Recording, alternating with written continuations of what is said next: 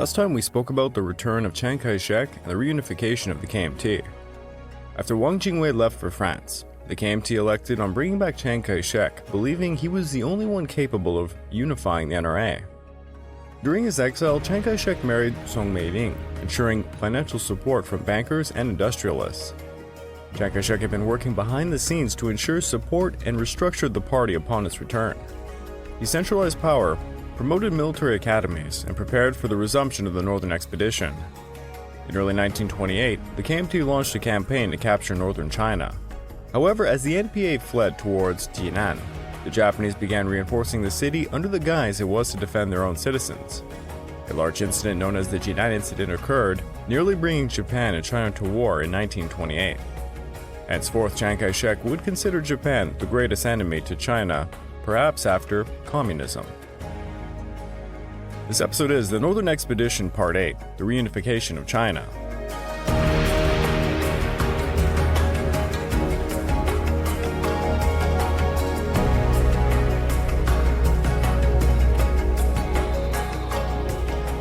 Welcome back to the Fall and Rise of China podcast. I'm your dutiful host, Craig Watson. But before we begin, I just want to remind you all that this podcast is only made possible through the efforts of Kings and Generals over at YouTube. Perhaps you want to learn a bit more about the history of Asia? Kings and Generals has an assortment of episodes on the history of Asia, and so much more, so go give them a look over at YouTube. So please subscribe to Kings and Generals over at YouTube and continue to help us produce this content by checking out www.patreon.com/kingsandgenerals. Hey, don't forget about our sister podcast over at the Pacific War Week by Week podcast, written and narrated by me. And if after all of that, if you're still hungry for some more history, why don't you check out my personal channel, the Pacific War channel, found at YouTube and all major podcast platforms. Over on YouTube, I just released a full documentary on General William Rupertus of World War II. As for podcasts, I'm on part 7 of a new series covering the North African campaign during World War II. And if you'd like to further support me, why don't you check out my Patreon account at www.patreon.com/thepacificwarchannel, where for as little as $2 a month, you get access to the exclusive Patreon podcast, early access to all of my content, and voting rights for what it will tackle next. In early May of 1928, the NRA began advancing north out of its bridgehead over the Yellow River. They had been deprived of the use of the Tianjin-Pukou Railway, thus forced to march 60 miles. General Chen Taoyuan of the 1st Collective Army captured Taizhou on May the 13th. At this point, the NRA had cleared out most of northern Shandong. The 1st Collective Army then combined with Feng Yuxiang's 2nd, advanced into the North China Plain to march upon Beijing, over 200 miles away. Meanwhile, Yan Xishan's 3rd Collective Army was in position to take the left wing, hooking around the Yellow River all the way to the Great Wall near Beijing. Yan Xishan's 3rd Collective Army had been fighting the NPA ever since early April, when Jang Solin attempted an invasion of Shanxi just before the NRA arrived in the north. In mid-April, Yan Xishan had heavily fortified the mountain range that oversaw the railroad to Taiyuan, while Jang Solin's offensive had been blocked. In North Shanxi, Jang Solin had pressed deeply inside the ancient part of the Great Wall of China, first taking Daodong and then Shouzhou. On May the 8th, Yan Xishan had assembled enough forces to mount a counteroffensive. He recaptured Shouzhou and pushed the NPA over the northern border. By the 25th, the eastern point of Yan Xishan's counteroffensive was advancing along the railway connecting Taiyuan with the North China Plain, pushing the NPA out of the Shanxi highlands. As Yan Xishan's forces descended into the North China Plain, alongside other NRA forces, there were now nearly 1 million troops assembled for battle. Over the plain, Feng Yuxiang's 2nd Collective Army followed the Beijing-Hankou Railway, while Yan Xishan followed parallel north through the highlands bordering Shanxi. Both collective armies converged upon Baoding, erecting a siege. Yan Xishan unleashed his attack, threatening the side gate of Beijing, forcing Jang Solin to divide the NPA. The NPA forces had fought fiercely to defend Baoding, over in the south, while at Changchaikou, also known as Kalgan, the strategic ancient gateway for caravans and armies of Beijing to cross, fell to Yan Xishan on May the 25th. The next day, Yan Xishan captured Nankou, the last mountain pass defending Beijing. It seemed likely Yan Xishan would be the first to enter Beijing. The joint operation by the 3 collective NRA armies had faced a lot of hardship through the North China Plain. In early April, when the NPA invaded Shanxi, it had also advanced south against Feng Yuxiang's bridgehead along the Yellow River. Had their double offensive succeeded, the northern expedition probably would have ground to a halt, right smack dab during the Jinan incident, holding back the First Collective Army. At that point, the three large NPA forces, who numbered around 1.5 million troops and enjoyed shorter supply lines over shortened railway lines, would have devastated the NRA. Yet by mid-April, Feng Yusung's Second Collective Army halted the NPA's southern thrust and tossed them back on their ass. South of the Yellow River, elements of Feng Yusung's men aided Chiang Kai-shek against Jinan to take the Hantan Station, part of the Beijing-Hankow railway line, on April the 17th. The NPA, as per usual, enjoyed an advantage in heavy artillery, and along the North China Plain it was placed atop railway cars, causing havoc against the advancing NRA. Yet as powerful as their armored trains and railway artillery was, the NPA had become too dependent on it for victory. The NRA simply hooked around to threaten the NPA's railway line arteries in the rear, forcing commanders to retreat once taken.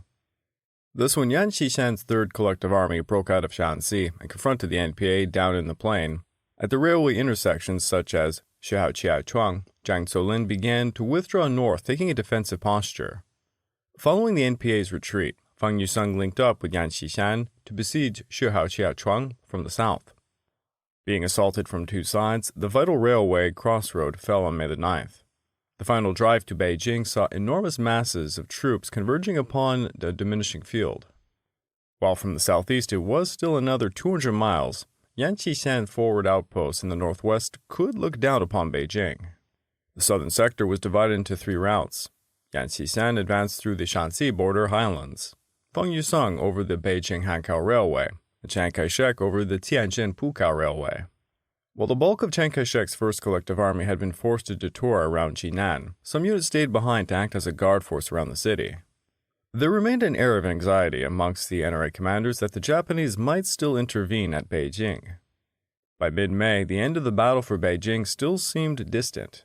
Zhang Zuolin had tossed 200,000 troops in a desperate counteroffensive from May the 17th to the 25th. He concentrated his forces into a gap between the 1st and 2nd NRA collective armies. This saw the 1st crumble under the pressure and fall back south. The 1st then mounted a stand at Dunhuang. They were unable to regain the momentum of their offensive until the end of May. Within the central sector, the NPA did not only smash Feng Yusung's siege of Baoding, they forced the 2nd Collective NRA Army south 40 miles along the Beijing-Hankow Railway to Dingzhou. There, the NPA unleashed their heavy artillery to keep Feng Yusung's forces locked down. It would not be until May the 25th, when the NPA failed to hit Feng Yusung's flank, that the tide of battle turned. The NPA counteroffensive had driven the NRA collective armies to cooperate. From Henan, Li Zhongren rushed his 4th Collective Army under the leadership of Bei Zhongxi north of the Beijing-Hankow Railway to assist Feng Yusung's battered sector. Yan Xishan's capture of Nankou, far in the north, heavily helped the war effort by weakening and diverting the NPA forces and resources from the southern push. Chiang Kai-shek then launched his forces by rail to be at assembly points by May the 25th so that the momentum could resume. Feng Yusung launched cavalry units, spearheading north between the two north-south railway lines to threaten the NPA's lines of communication. Within the hills bordering the North China Plain, Yan Xishan's men fought their way down into the flatlands and captured Manchuria by the 27th. Meanwhile at Beijing, Jang Solin oversaw 100,000 of his Manchurian troops holding the line alongside the other NPA units along the plain. They were under threat from growing pressure along the two railway lines, from the flanking attacks coming out of Shanxi, and from the rear as some of Yan Xishan's forces were reaching the suburbs of Beijing. On May the 30th, Zhang Zuolin, the leader of the NPA, began to concentrate his own men towards himself. To shorten his lines of communication and concentrate more of his forces into a compact area, he tossed a counterattack against Manchuria. However, the arrival of the 4th Collective NRA Army from the central China Plains simply made the flank untenable. His counterattack was cut in the bud. Zhang Zuolin pulled his troops back, even out of Baoding. Yet his desperate counterattack on Manchuria had inflicted heavy casualties upon Yan Xishan's forces, claiming the lives of 4,300 and wounding 15,000 men. Zhang Zuolin's troops also suffered similar losses. Over on the right wing along the Tianjin-Pukow Railway, the 1st Collective NRA Army had been pushed back to Donghuang, but by late May they had rejoined the offensive. By the 28th, they were advancing forward alongside the other armies, covering within 30 miles of Zhangzhou. The NRA advance sped up greatly as the NPA began a general retreat, shortening their defensive perimeter along the Ding River, the Wen'an Swamp, and across the Grand Canal at Mancheng. The leaders of the collective armies met on May the 29th at the Loei railway station, where they agreed on a plan to perform a final assault to take the capital of China. Since Yan Xishan was already in place at Nankou, the hills overlooking Beijing's plain, it was agreed that he would enter first. Thus, the turtle warlord earned an incredible honor. See, kids, the turtle always beats the hare. Once again, Chiang Kai-shek became anxious over the prospect of a foreign power like Japan maybe intervening. When meeting with Feng Yusung and Yan Xishan, Chiang Kai-shek informed them of the possible dangers after what he had seen at Jinan. All the foreign garrisons at Beijing seemed to be on high alert. Over 4,500 men of 4 different nations between Tianjin and Beijing along its railway were pretty antsy. Chiang Kai-shek gave strict orders not to molest any foreign troops. There was no need to start a new Boxer rebellion. To further fan Chiang Kai-shek's fears, on May the 18th, an official Japanese memorandum addressed to him, but with copies sent to all the NRA leaders, warned both sides not to drag their civil war into Manchuria. It was stated if Jang Solin's army was annihilated, quote, Japan might take appropriate and effective steps for the maintenance of peace and order in Manchuria. This memorandum was accompanied by Japanese reinforcements to Beijing, now reaching nearly 2,000 men. They were forming a defensive perimeter around the legation quarter and the Japanese hospital. Over in Shandong, the Guangdong Army now had 15,000 troops who were refusing to depart Jinan. In fact, the Guangdong Army sent an ultimatum demanding the removal of all Chinese troops from Qingdao. While this might look like a saving grace for Zhang Zuolin, in many ways it was a death sentence to his career. Zhang Solin had struggled ever since becoming the Tiger of Manchuria to not be seen as a Japanese puppet, and Japan was doing a terrible job of hiding it.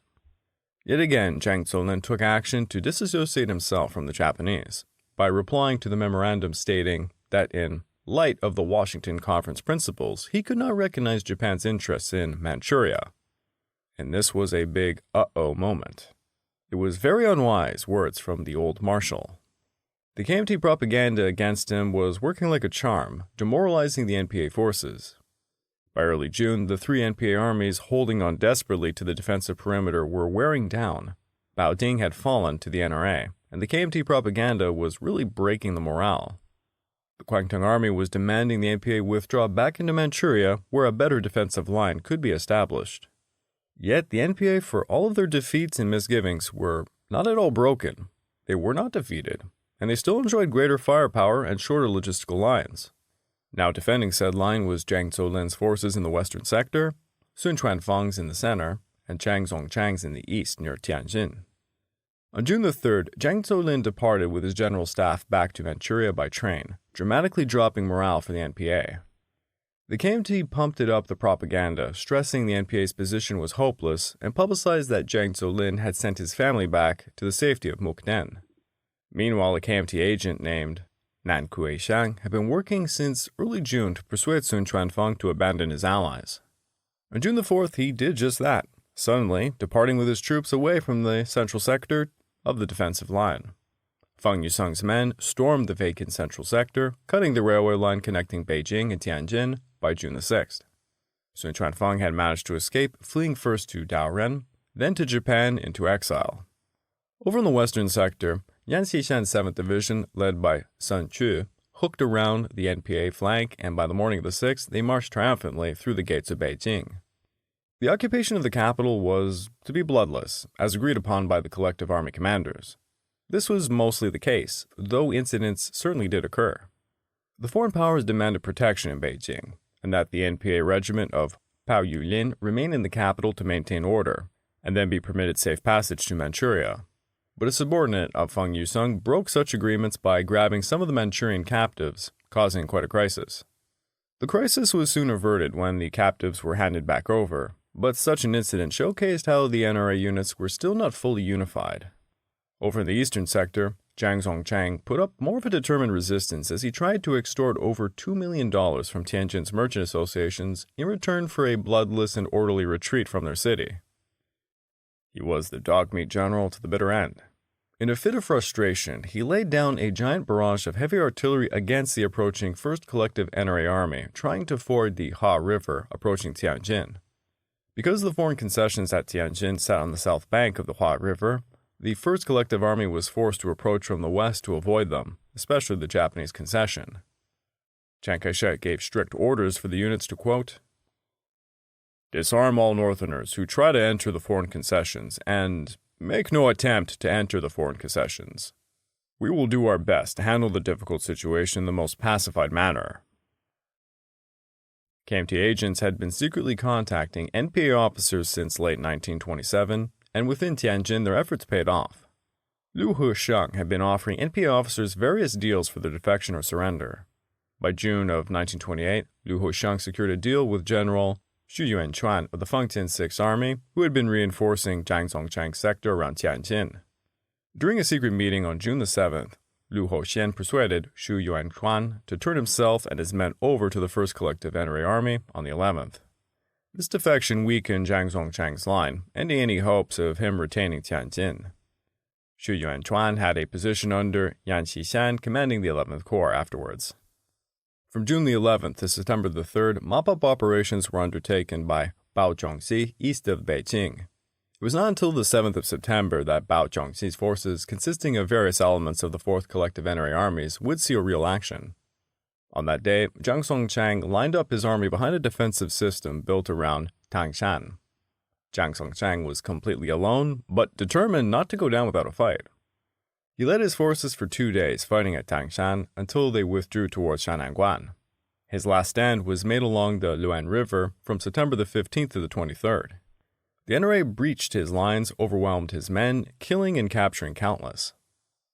Meanwhile, Jang Solin had become very uncooperative towards the Japanese upon the 23rd hour of the war. Even before the Beijing campaign, in 1927, when Tanaka Geichi became Prime Minister of Japan, he began demanding railway and mining rights to set up new factories and to rent out land from Zhang Zuolin. This was met with large-scale protest. 100,000 people demonstrated in Mukden alone, calling for Tanaka cabinets to fall.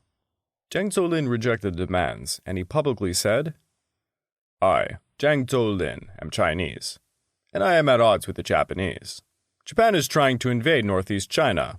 I am the king of the Northeast and will never allow it." 'Twas very bold words from the old marshal.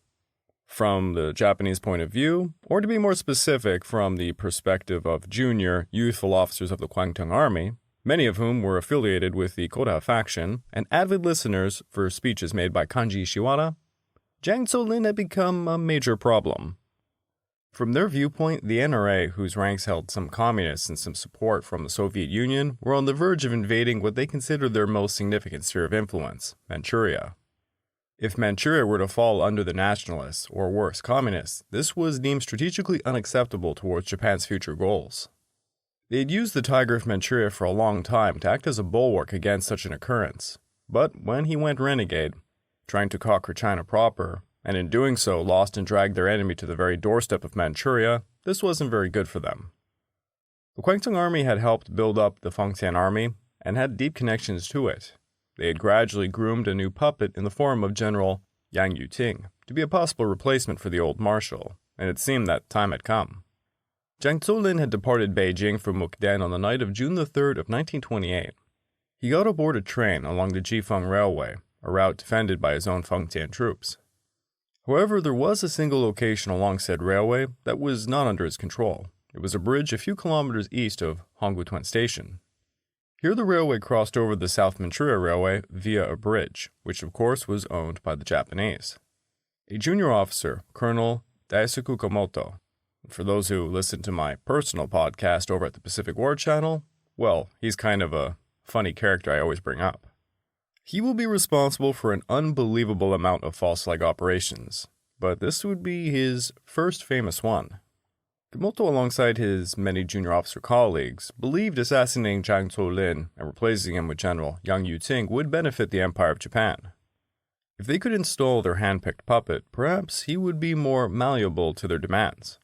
Now again, if you want a more thorough explanation for what is going on in the Japanese military, I would head over to my personal channel, and I recommend the 4-part series on General Kanji Shiwada. It's fascinating stuff. But to brutally summarize, there exists a term in Japanese known as gokukojo. It means for a person in a lower position to overthrow someone in a higher position, specifically in terms of military or politics. It loosely means in English, the lower rules the higher. This term actually goes all the way back to the Sui dynasty of China, and came over to Japan during the Kamakura period. During the very chaotic Sengoku period, it was seen quite often. During the Showa period, it became very popular and a tool employed by junior officers, particularly those in the Kodaha faction. Now, I know I keep saying that word, Kodaha faction, and many of you might be asking, what the hell is that? Some kind of other warlord group? In the years leading up to World War II, Japan's political and military landscape was characterized by intense internal rivalries and ideological divisions. Two of the most significant factions within the Japanese military were the Kodaha, or Imperial Way faction, and the Tosaha, or Control faction. These factions, though both rooted in nationalism and the desire for Japan's expansion, differed markedly in their ideologies, goals, and methodology. The Kodaha faction was a radical nationalist group within the Japanese army. This faction was deeply influenced by the ideas of Shintoism and Bushido. It advocated for the return to Japanese traditional values and an emphasis on spiritual purity and moral integrity. The Kodaha believed that Japan was destined to lead Asia, and that this could only be achieved through the overthrowing of the existing political system, which they saw as corrupt and overly influenced by Western ideals.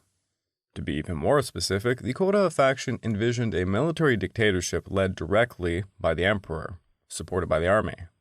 They were fervent supporters of direct imperial rule and sought to eliminate the influence of what they deemed to be corrupt politicians and bureaucrats. I simply can't go too far down the rabbit hole, but these Kodaha guys were often young, and many came from rural Japan, from very poor families. They would say that the industrialists, specifically the Zaibatsu, were a corrupt part of the nation, strangling her and the emperor. They blamed much of Japan's problems on the industrialists and their corrupt colleagues, i.e. the politicians. The faction was also characterized by anti-modernization stances, opposing Western-style industrialization, and instead promoted agrarianism and self-sufficiency. Although it's not pertinent to our story yet, the Tosai faction, by contrast, represented a more pragmatic and modernizing force within the Japanese military. This faction recognized the importance of industrialization and technological advancement in building a strong and competitive nation. The Tosai believed that Japan needed to modernize its military and economy to succeed in its imperial ambitions. The Tosai favored a more bureaucratic and technocratic approach to governance. They sought to work within the existing political framework, strengthening the influence of the military in the government affairs through legal and political means rather than revolutionary violence. The faction aimed to create a centralized, efficient state apparatus capable of mobilizing the nation's resources for war. While both factions shared the ultimate goal of expanding Japan's power and influence, their methods and underlying philosophies were markedly different. The Kodaha's radicalism and emphasis on traditional values and spiritual purity stood in stark contrast to the Tosai's pragmatism and modernization efforts.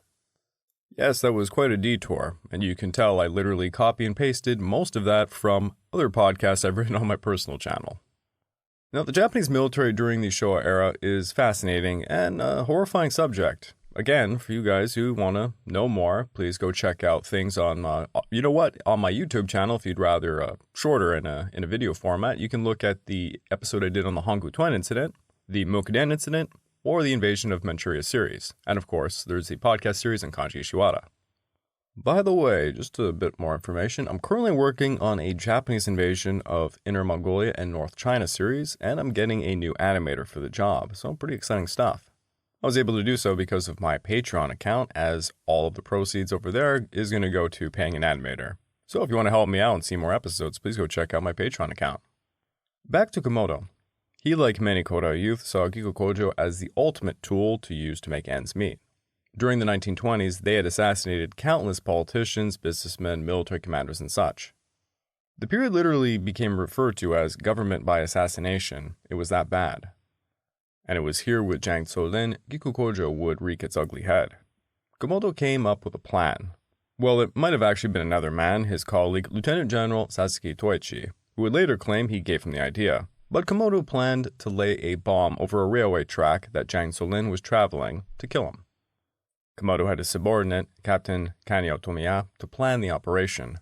Captain Kanyo found the bridge point and enlisted other Guangdong officers, such as a major, who was in charge of guards in the area, and a demolition expert who would install the explosives.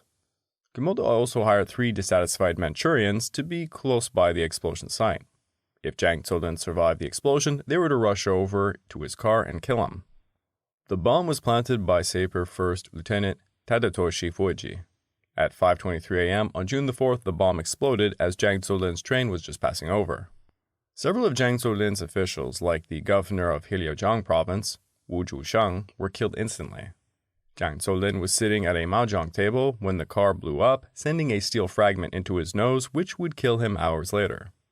After the incident, Komodo's gang stabbed 2 out of the 3 Manchurians, trying to pin the blame on them, but the 3rd man managed to get away, rushing straight to the headquarters of Jang Solin's son, Zhang Zuolin. Things did not go as planned for the Guangdong assassins. They already knew that Zhang Zuolin had chosen as his heir his son Zhang Zuolin, but this did not trouble them. That was of course because Zhang Zuolin was a major drug addict and considered easily controllable. But what they did not consider was the fact that someone would get away and report to the young marshal who had killed his father. Zhang Zuolin kept his father's death a secret for over 2 weeks while he secretly spoke with Chiang Kai-shek to strike a deal. Then Zhang Zuolin officially took up his father's mantle as the ruler of Manchuria on June the 21st, but knowing a public announcement of his father's assassins would cause a violent reaction from Japan, he chose to keep the peace. Oh, and by keeping the peace, he made sure to execute 2 of his father's pro-Japanese subordinates, who may have been implicated in the assassination. The Guangdong Army leadership were caught completely off guard. Komodo's radical group had performed the assassination without approval of the Imperial General Headquarters, nor from his own Guangdong Army leadership. The Guangdong Army was unable to rally forces together to take advantage of the chaos because there simply was no chaos. Zhang Zuolin made sure of that. Even with Zhang Zuolin as the new ruler, the Guangdong Army still probably hoped that he would prove to be more compliant than his father, as he had a reputation as a playboy and was a rapid opium addict. But murdering his father proved to have backfired spectacularly, for he immediately switched allegiances from Japan to Chiang Kai-shek in December of 1928. He even got off opium with the help of his friend, a journalist named William Donald. Prime Minister Tanaka was outraged when he found out who was responsible, and he resolved to punish Komodo and his radical gang. But some of his fellow cabinet members sympathized with their cause and began to oppose holding the assassins responsible. Army Minister Shirakawa Yoshinori and Railway Minister Ogawa led a coalition against Tanaka, claiming his actions would harm the imperial house, worsen Sino-Japanese relations, and undermine Japan's special interests in China. Oh, and of course, the cabinet did not want to be held accountable for basically allowing radicals to do what they did. Basically, they couldn't acknowledge that these young officers just did something without their orders because it would make their entire chain of command look stupid. But if they punished these radical youth, they could expect to find some assassins after them later. It was a vicious cycle. Emperor Hirohito was likewise outraged, immediately calling for those responsible to be punished, which forced an internal investigation of the matter. Tanaka gave a formal report of what occurred to Emperor Hirohito, stating he intended to court-martial the assailants, purge the army, and re-establish discipline. But Tanaka would be informed later that the emperor refused to meet with him any further, leaving Tanaka alone to face the entire army, basically meaning that he was being dismissed. Tanaka resigned, and the cabinet covered up the entire incident, treating it as an internal administration matter. Emperor Hirohito accepted the army's intention to lie to the public about the incident and gave the culprits minor administrative punishments. Thus, Hirohito saved his own face, but he also had allowed the Guangdong Army to defy the Tokyo government, something that would not bite him in the ass later on. Colonel Komodo was forced to resign his post as senior staff officer, and he would be succeeded by Lieutenant Colonel Ishiwara Kanji. Komodo and Ishiwara would work very closely together before he left his station, making sure the next steps to solve the Manchurian problem were met. Thus, Zhang Zuolin negotiated with Chiang Kai-shek from June until the end of 1928. During this period, Zhang Zuolin consolidated his hold over Manchuria, and he was given quite a challenge by his father's former subordinates. On December the 29th of 1928, the KMT flag flew over Mukden. China was unified. The next day, the KMT government appointed Zhang Zuolin commander of the Northeast Border Defense Army with his own Manchurian troops. Chiang Kai-shek had done the unimaginable in only 2 years. However, on June 11th, as Yan Xishan entered Beijing, he whispered an ominous warning to Fang Yusang that there were those going around, quote, spreading rumors to stir up inner dissensions. It seemed all was not well in Camelot. I would like to take this time to remind all of you that this podcast is only made possible through the efforts of Kings and Generals over at YouTube. Please go subscribe to Kings and Generals over at YouTube and continue to help us produce this content by checking out www.patreon.com/kingsandgenerals. And hey, don't forget about our sister podcast over at the Pacific War Week by Week podcast, written and narrated by me. And if after all that, if you're still hungry for some more history, why don't you check out my personal channel, the Pacific War channel over at YouTube. Want to hear more about the very events we just talked about? Check out my episodes on the Hanguoten incident, the Mukden incident, the Invasion of Manchuria series, and the podcasts on Kanji Ishiwara. All of these also found at the Pacific War channel on all major podcast platforms. And if you want to further support me and help me hire and pay for a good animator, please check out my Patreon account at www.patreon.com/thepacificwarchannel, where for as little as $2 a month, you get access to the exclusive Patreon podcast, early access to all of my content, and voting rights for what I will tackle next. The last Patreon exclusive episode has become very popular. It was an alternate history episode on what if Japan invaded the USSR in 1941 during Operation Barbarossa. At long last, Chiang Kai-shek had finally done it. He reunified China. A new golden age without any conflict would soon emerge, whereupon all of the vast Chinese peoples would live harmoniously. The future looked bright. One could see a rising sun in the distance. And oh wait, shit, it's the Empire of Japan.